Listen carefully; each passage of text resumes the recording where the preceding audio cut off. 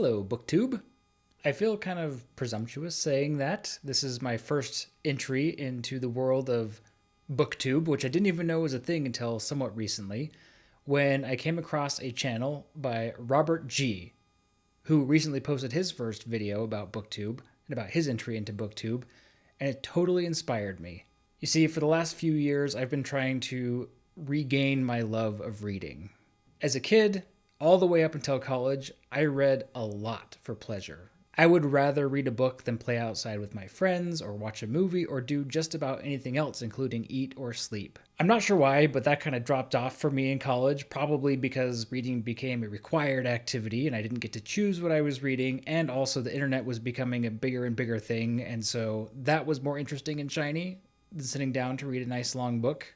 In any case, I went many years without doing any serious reading at all, and it wasn't until about 2018 that I realized this was a problem in my life, that I felt like I was getting dumber and I needed to get back into reading so that I could expose myself to different ideas and start to learn again. So that's when I came across Goodreads and started tracking the books that I read, and ever since then I've read between 20 and 30 books or so per year.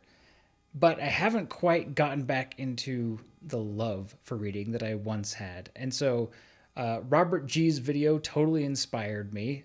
He appears to be an avid reader. And in his first BookTube video, he answered some questions that I guess commonly people answer in videos like this when they're making their way into BookTube. So I'm going to copy his idea and answer the same questions that he did and provide a little bit of my perspective about why reading is important to me, why I think it's important, and why I'm trying to fall in love with it again, and some of the things I'm doing to make that happen. So the first question is, why start posting on BookTube? And I think there's two big reasons for me. One, because of Robert G. Like I said before, I love his demeanor. I love his approach to his channel. It seems casual. He seems like a way more serious reader than I am, which I also find inspiring.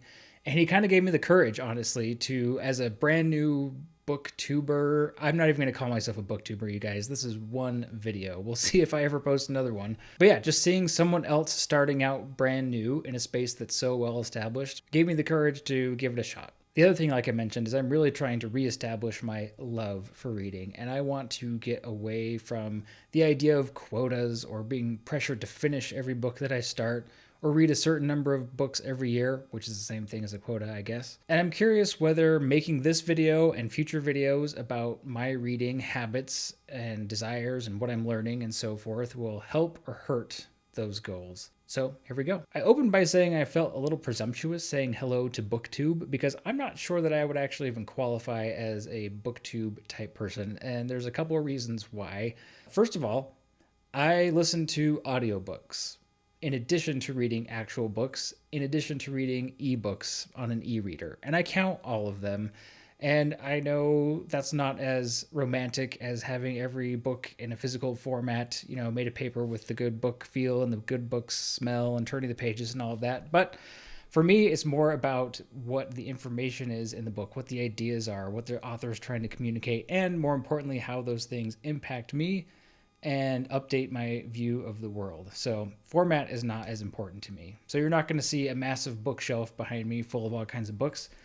Almost all the reading that I've done over the last 7 or 8 years has been through ebooks from my local library. How did I come up with the name of my channel? Well, it's my name, Tyler. Nice to meet you.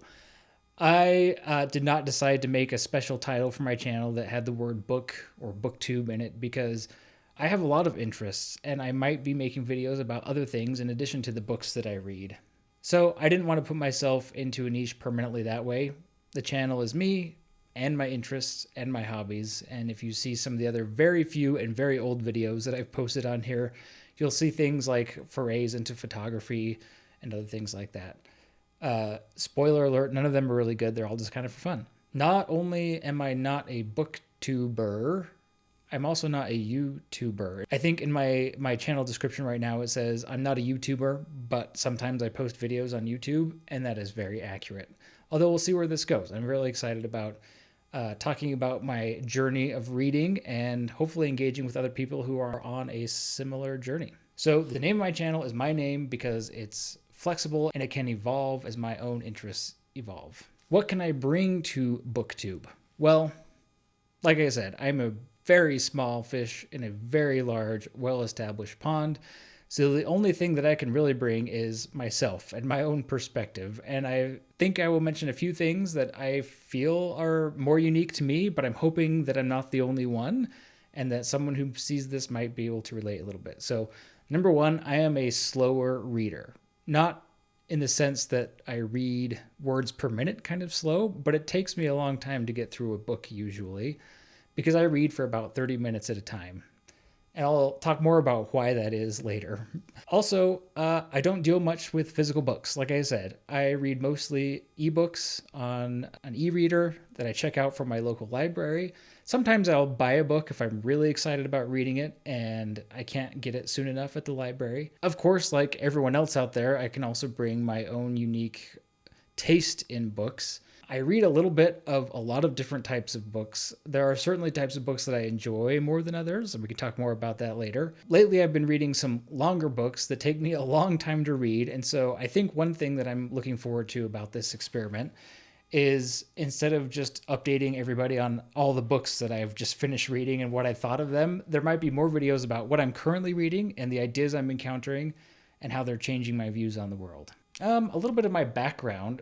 In college, I actually majored in Russian language and literature.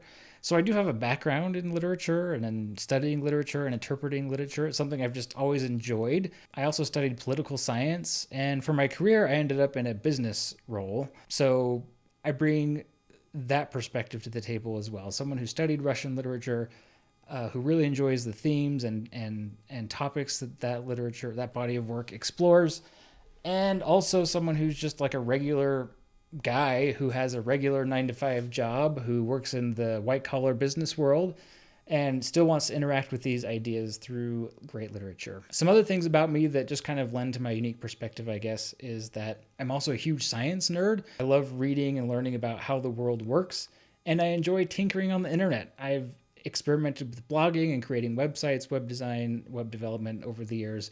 Not really great at any of that. I just do it for fun. And also, I'm a personal finance coach. So I spend a few hours every week talking with a few clients about their personal finances, what their goals are, what they're trying to achieve, and how they can arrange their finances and make choices with their money that will get them where they want to go in life. What won't I be doing on my channel, or what kinds of books won't I be reading? So I really like something that Robert G. said in his video. It really resonated with me. He says that he tends to stay away from books that are trendy or tend to deal with transient issues that won't be around for a very long time. And sometimes it's hard to know what those are, but I think I understood what he was saying, and that resonates with me. I like the classics. Like I mentioned, I studied Russian literature.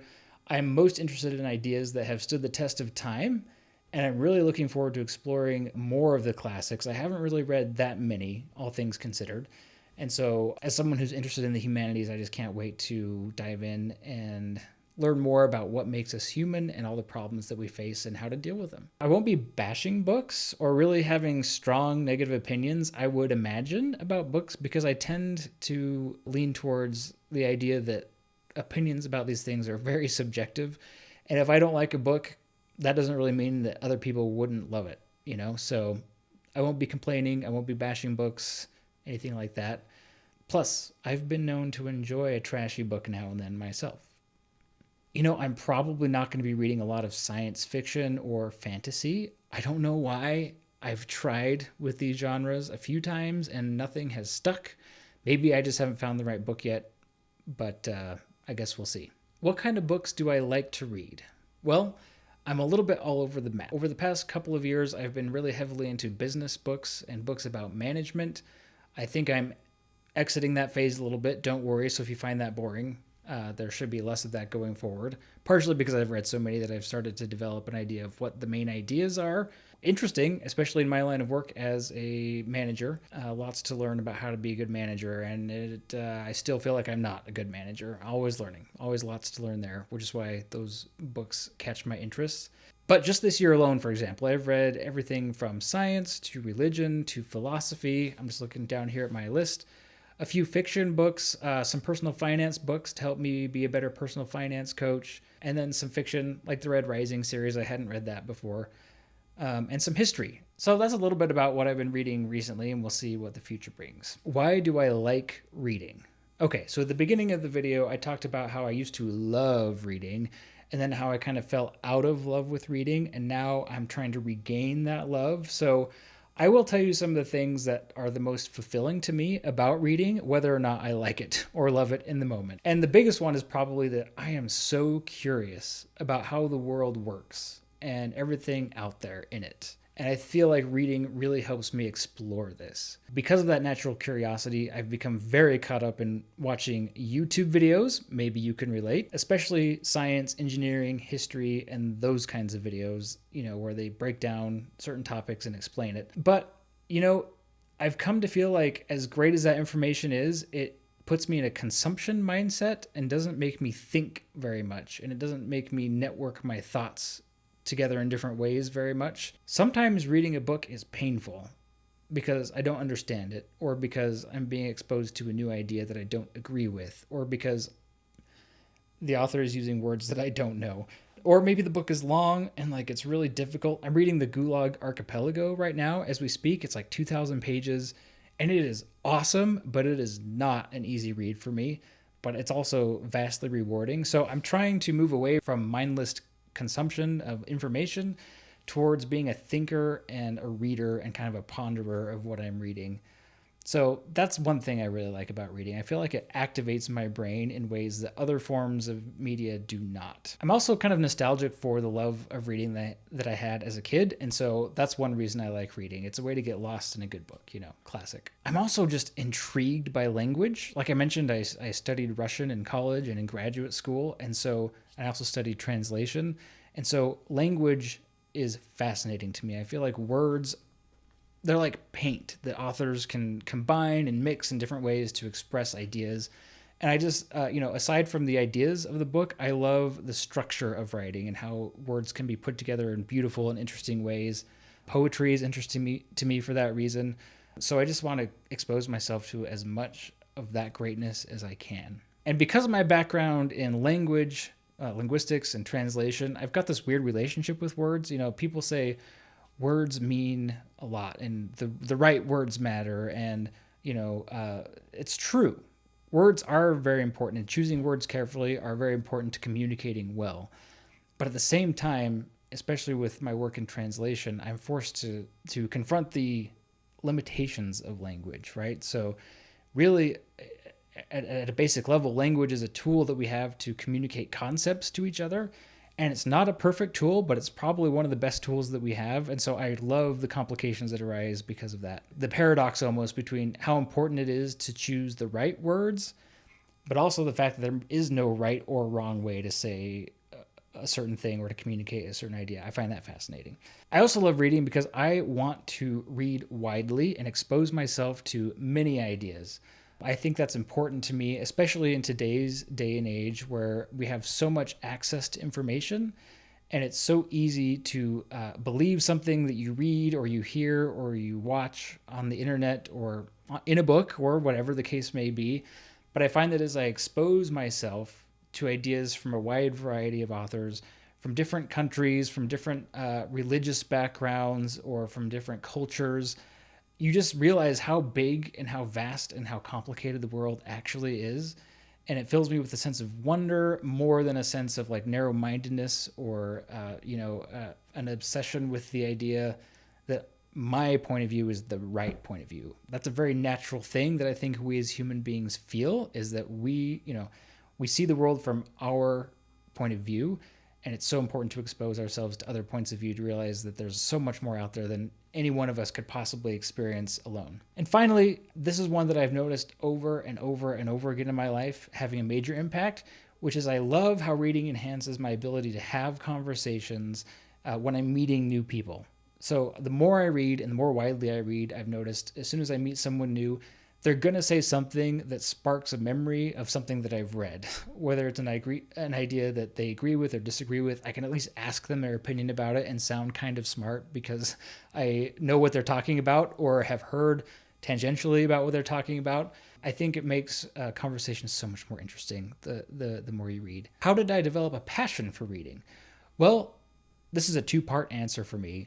One is my grandpa. So my grandpa loved books, probably more than he loved reading. He passed away last year, and so as a family, we've been going through his book collection.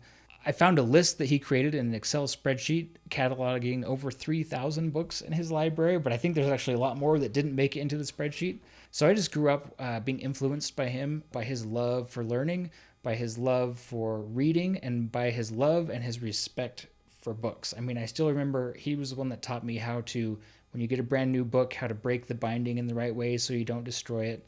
And then that combined with just a natural affinity, I think. Like I said, I was a bit of an introvert as a kid. I would rather have been reading than doing almost anything else. I don't know if that was like escapism or just like exercising my imagination or like an appetite for learning, but for whatever reason, just my early experiences with reading combined with the influence of my grandpa really turned me on to reading as a kid. What challenges will I face starting and maintaining a BookTube channel? Well, as I mentioned earlier, this may not be only a BookTube channel, and BookTube might be a little generous of a word for this, but this is definitely a BookTube type video, so we'll go with that. Obviously, a challenge with maintaining a channel is maintaining a channel, staying consistent. You know, I'm a tinkerer. I love experimenting and trying new things, and so it's not always easy for me to stick with something. That feeds into another challenge that I think I'm going to face is I really want to, I'm doing this for fun. You know, I'm not doing this to make a living. I'm not doing this to get monetized. I'm not doing this to become famous. I'm not doing this for any other reason other than I really like books. I like reading. I want reading to be a bigger part of my life than it currently is. And again, Robert G. totally inspired me. So those are the main reasons I'm doing this. And so because of that, I think as I keep going, another challenge is going to be becoming distracted by other things that are inherent with YouTube, right? View counts, watch time, likes, whatever all the metrics might be. My goal is to not care about any of that. We'll see how that goes. And just do this for the love of reading and for the love of books and for an attempt to overcome the absolute terror that I'm experiencing right now of talking into a camera, something I am totally not used to doing, creating something that other people I don't know might see. As I say that out loud, I'm wondering if I should be doing this, but here we are. What's in my book collection? Well, as I mentioned before, not much, because a lot of it is through electronic formats. I kind of went through a Marie Kondo minimalism phase years ago, and for me, applying that to my book collection has been important. So I've only kept a few books that mean a lot to me. So I'll share some of those with you right now. I mean, they might be kind of corny or nostalgic, but that's okay. This is my video, and this is I'm just gonna be honest. Okay, so the first one here is The Giving Tree by Shel Silverstein. You know, I just remember reading this as a kid, and I've read it many times since. I'm aware of some of the criticisms of this book, of course, but to me, it's just a story full of heart with a great message. So even though it's a children's book and it's a poem, I keep it near my desk at all times. Another set of books that I kept was this one right here, The Chronicles of Narnia by C.S. Lewis. This is like one of my earliest experiences with reading as a kid, I think. I wanted these books because I had seen the BBC television production of The Chronicles of Narnia, which is wild. It's on YouTube. I know because I just looked recently to see if it was out there. Oh man, it's wild. Anyway, so that got me into Chronicles of Narnia. This is one of the first experiences I had with the book where I read it as a kid and I loved it for like the fun adventure story. I read it again when I was older and I realized, oh, there's such thing as like allegory and metaphors and subtext, and you can communicate things through stories without stating them explicitly. So that series is near and dear to my heart. For the first 5 years of my career, I worked for the Church of Jesus Christ of Latter-day Saints in their translation department. And so this book right here, it's just a leather-bound copy of the Book of Mormon and some other scriptures from the church. This copy I never use because I just use the digital versions in my reading, but it's a nice keepsake. This Modern Russian. You can click away from the video now. I know I'm showing a textbook, a grammar book, for the study of Russian. But this book, when I was living in Russia as a missionary, I went through every chapter. I did all the exercises. I loved learning Russian, and I loved learning Russian in college and in grad school. This book is highlighted, it's underlined. I've done the exercises. I don't know. This is just near and dear to my heart because it's a huge part of my experience learning Russian and the amazingness that you can read a book and learn how to do something. Along those same lines, understanding exposure. I love photography. I just do it for fun. It's a hobby. But, for a long time, I didn't know what I was doing. And so this book was recommended to me as one to learn the fundamentals of photography. And so this is another critical, part of my life because it's a manual that I use to learn how to become better at my hobby. And finally, this is getting long, I know, sorry. This is a book that I inherited from my grandpa, like I mentioned before. It's a copy of The Brothers Karamazov by Dostoevsky. I've never read this copy. It's just an amazing illustrated copy that my grandfather had in his collection. You can see the illustrations here. It is one of the most amazing books that I've ever read. I would love to read it in the native Russian someday. I've only read it in English translation. It's another one of those books that took me a long, long time to read. But one of the reasons why is because I had to stop a lot and think about what I just read and kind of grapple with some of the profound ideas that were in it. So those are a few of the very few books that I have physical copies of, and why they're interesting and important to me. Finally, where do I read? This one's easy. I literally bought a reading chair in about 2018 when I started getting back into reading. That was my excuse to buy the chair. I didn't have any furniture to speak of, really, and I thought, I would probably read more if I had a great reading chair. And it kind of worked, except for that the reading chair also doubled as a TV watching chair. So, but yeah, that's where I read. I read in my reading chair. It's, just a normal, regular upholstered chair, nothing fancy about it. It has an ottoman, so I can get really nice and comfy. Or I read on my couch while I'm snuggling with my dog. Okay, so very comfy, very cozy. Usually read in the evenings before bed. So that's it. I just made a YouTube video about books and BookTube and my desire to get back into reading in a way that I have not been for many years. Thanks to Robert G for being the inspiration for this video, and thanks to anyone who watched. If you think we might get along and you'd like to stay in touch, I put a link in the description for my email list. I very rarely send emails, and it's always just about what's on my mind, what books I've been reading, what ideas I've been thinking about, nerdy stuff like productivity and personal finance. It's just kind of like, let's be virtual friends is what my email list is like. So if that sounds like it might be interesting to you, go ahead and sign up. You can unsubscribe anytime. It's low pressure. It's no big deal. And I don't send that many emails, but I found it to be a great way to keep in touch with people that I've encountered online over the years, who are interested in similar things that I'm interested in. So yeah, check it out. Thanks again, and hopefully we'll see you soon.